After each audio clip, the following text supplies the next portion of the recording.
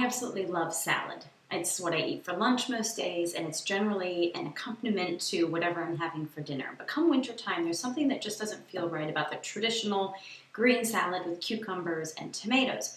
However, I also can't see a Thanksgiving feast without some sort of cold green vegetable or some sort of green salad. So the wonderful people at the Organic Center devised this recipe or created this recipe for a winter kale salad, and I'm going to show you how to make that today. Starting off, we'll put together the dressing. So I've got here a large bowl. We're going to start with about 2 tablespoons of organic extra virgin olive oil, about 1/3 of a cup of a white wine vinegar. I've got that pre-measured here. 2 tablespoons of lemon juice, which I can squeeze here. Again, of course, you want to make sure you're using organic whenever possible. That's going to go for your olive oil, your vinegar, your lemon juice, and of course your kale when we come to that and get the rest of the juice out of that lemon there. We need about 1 teaspoon of salt. And then we need 1 tablespoon of honey. Now your honey can be local. In fact, that's the best bet, is to get local honey to use. Good to support our local honeybee farmers. And it's also good for making sure we have a good variety and a good amount of honeybees in our area. Now I'm eyeballing here, and that's about 1 tablespoon of honey. Okay, so we have our white wine vinegar, our olive oil, our salt, our lemon juice, and our honey, and I'm just going to whisk that up. And this is the dressing. Now, as a kale salad, we're not going to cook the kale at all. It's going to be raw, but I'm going to show you how we make sure it's nice and tender when you go to eat it. All right, that's our dressing. I'm going to let that sit for a minute while I prep the kale. So for our kale, there are a couple different types of kale that you can use. There's the traditional, very tough kale that you've probably seen as a garnish on your plate when you go to restaurants. There's another kind of kale that's called Tuscan kale.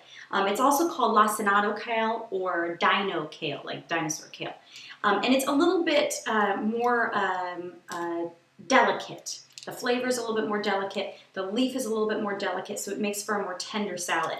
Now you want to make sure you remove the rib, that main artery that goes down the back of the kale leaf. You can cut it out. I actually think it's easier to take the kale leaf, bend it in half, and just simply rip. If you rip from the bottom, the leaf is going to come off really nicely, and it'll stop peeling away once it gets to the top and the rib is gone. So you're going to do that to all your kale leaves. I've already done it to the rest of my bunch here. And then you're going to chop them so that they're pretty small. You want your pieces to be pretty fine.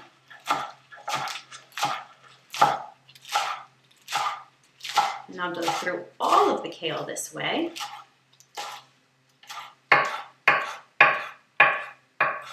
And as I chop, I'll add those back into our bowl where our dressing is already sitting.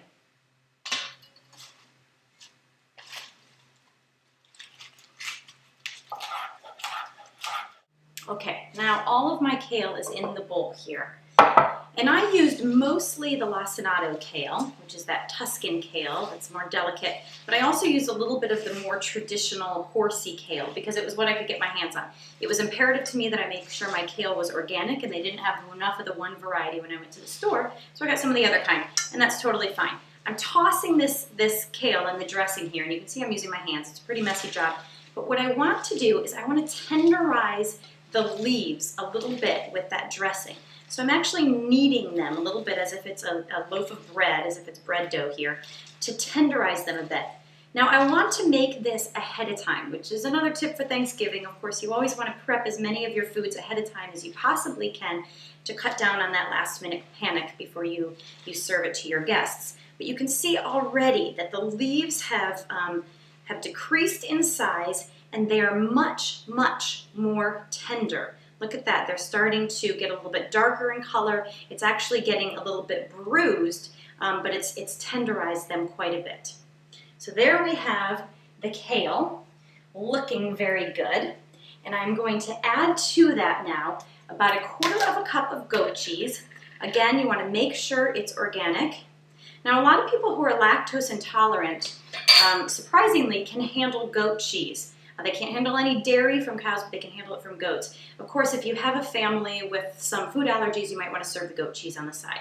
I also am adding about 2 tablespoons of raisins and 2 tablespoons of slivered almonds. You could also use pine nuts. In fact, pine nuts would be delicious in this, but slivered almonds are what I had. I'll take my spoons, toss this up a bit, and look at that. A gorgeous winter kale salad that somehow just speaks holidays and speaks autumn to me, much more than a traditional green salad. Place that in the refrigerator, let it sit for a little bit as you prep the rest of your foods, and as you're taking that roast turkey out of the oven, pull out your winter kale salad and serve that with Thanksgiving to your guests.